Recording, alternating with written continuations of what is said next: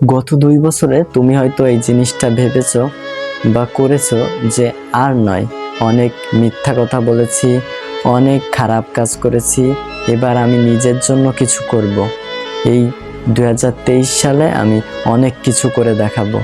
কিন্তু এসব বলা সত্ত্বেও অবশেষে তুমি গিয়ে টিকটকে স্ক্রলিং করে সময় নষ্ট করেছো, বন্ধু বান্ধবের সাথে আড্ডা দিয়ে সময় নষ্ট করেছো এবং পরিবারকে মিথ্যা কথা বলেছো, বড়দের মিথ্যা কথা বলে জীবনটা একেবারে নষ্টর পথে নিয়ে চলে গেছো। কিন্তু এভাবেই চলে এসেছে 2024 সাল। আমি জানি না তুমি 2023 সালে কতটা উন্নতি করতে পেরেছো বা তোমার অর্জন কতটা, কিন্তু তুমি 2023 সালে যদি কিছু অর্জন করে থাকো তো তুমি হচ্ছে দ্য রিয়েল ম্যান। কিন্তু তুমি যদি 23 সালে কিছু অর্জন না করে থাকো তো এই ভিডিওটা তোমার জন্য। তুমি একটা বিষয় লক্ষ্য করে দেখো যে 24 সাল চলে আসলো কিন্তু তুমি কিছুই করতে পারছো না।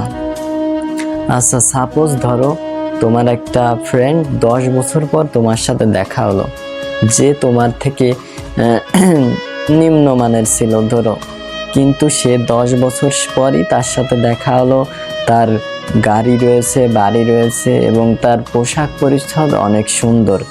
তখন তুমি তার সামনে যে অনেকটা লজ্জা পাবা, আর লজ্জা পাওয়ারও কথা, কারণ একটা সময় তোমরা একই সঙ্গে বসে যেই আড্ডা দিতে, তার মধ্যে একজন এত উন্নতি করে ফেলেছে 10 বছরে আর তুমি সেই আগের মতো রয়েছো, তোমার মুখে রয়েছে ঘাম, তোমার পোশাক পরিচ্ছদ ঠিক নেই, তোমার কোনো কিছুই ঠিক নেই।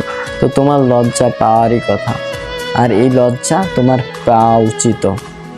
কারণ সেই ছেলেটা যখন তার কেরিয়ার নিয়ে ব্যস্ত ছিল তখন তুমি ব্যস্ত ছিলে আড্ডা দেয়, বন্ধুদের সাথে আড্ডা দেয়। তখন যে ছেলেটা নিজের পড়াশোনায় করে পরিবারকে সাপোর্ট করার জন্য চেষ্টা করেছে, তুমি তখন নিজের গার্লফ্রেন্ড নিয়ে ব্যস্ত ছিলে। তো সফলতা সে পাবে না তুমি পাবে? একটু নিজের কাছেই প্রশ্ন করো তো। আসলে সফলতা সে পাবে। তো আমি চাই না যে আমার সব সাবস্ক্রাইবারের এমন পরিণতি হোক।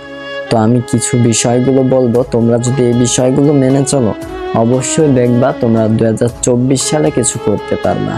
আর যদি কিছু নাও করতে পারবা, নিজে রিয়েলাইজ করতে পারবা যে আমি কিছুটা করতে পেরেছি বা করতে গিয়েও, অর্থাৎ আমি করেছি কিন্তু সামান্য একটু ব্যর্থতা রয়েছে, কিন্তু নিজে রিয়েলাইজ করতে পারবা যে দিন শেষে আমি কিছু পেয়েছি।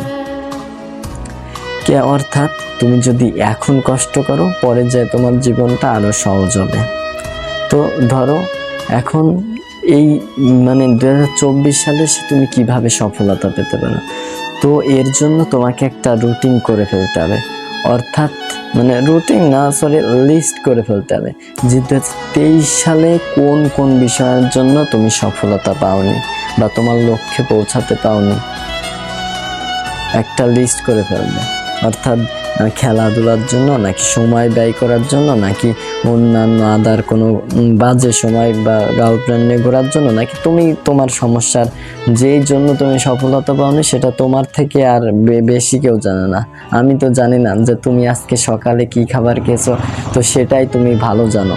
তো তোমাকে একটা লিস্ট করে ফেলতে হবে, যেই লিস্টে সকল ভুল থাকবে। 2023 সালে তুমি যেই ভুলগুলো করেছো সেই ভুলগুলোর সকল লিস্ট থাকবে, এবং 24 সালে এই লিস্টটা তৈরি করে যাতে ওই ভুলগুলো তোমার দ্বারা আর না হয় সেইগুলো একটু খেয়ালে রাখবা।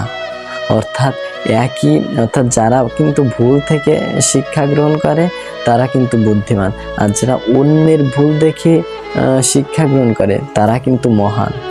তো আমরা নিজের ভুল থেকে নিজেই নাই তবে শিক্ষা নিই, যাতে আমাদের ভালো বুঝতে পারি। তো আমরা 2023 সালে সেই বিষয়ের জন্য সফলতা পাইনি সেই বিষয়গুলো যতটা সম্ভব অ্যাভয়েড করে চলার চেষ্টা করব 24 সালে। এবং তোমাদের একটা শপথ গ্রহণ করতে হবে যে না, আমি 2024 সালে কিছু একটা করে দেখাবো। হ্যাঁ, কিছু একটা করে দেখাবো সবাইকে। সো তোমাদের ভালো রাখার দায়িত্ব আমার। তো তোমাদের সমস্যা কোনগুলো সেগুলো আমার কমেন্ট সেকশনে জানিয়ে দিতে পারো, অর্থাৎ পরবর্তী ভিডিও আমি সেই বিষয় নিয়ে আসতে পারবো। So that's for today, I will catch you in the next day. আল্লাহ হাফেজ।